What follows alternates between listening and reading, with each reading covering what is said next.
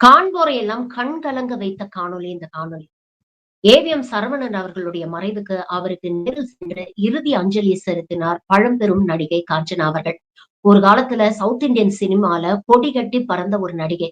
அதுக்கப்புறம் ஃபேமிலி இஷ்யூஸ்னால குடும்பத்தால் ஏமாற்றப்பட்டு விரக்தியில தன்னுடைய ஒட்டுமொத்த சொத்தையும் திருப்பதி தேவஸ்தானத்துக்கு எழுதி வச்சுட்டு ஒரு ரிலீஜியஸ் லைஃப தேடி போனாங்க. இன்னைக்கு கூட்டிட்டு வர ஆள் இல்லாம ஒரு சின்ன பையன் அவங்கள ஆட்டோல ஏத்தி கூட்டிட்டு வந்திருக்கிறான் அப்படின்னு அவங்களே பதிவு பண்ணியிருக்கிறாங்க. எப்படி இருந்த இவங்க இப்படி ஆயிட்டாங்களே அப்படின்னு பல பேர் அவங்களுடைய வருத்தத்தை சமூக வலைதளங்கள்ல பதிவு பண்ணியிருக்கிறாங்க. இதெல்லாம் மக்களுக்கு ஒரு பாடம். வயசான காலத்துல யாரையும் நம்பி இருக்கக்கூடாதுன்னா, நமக்காக கொஞ்சம் சொத்தை நாம சேர்த்து வச்சுக்கணும்.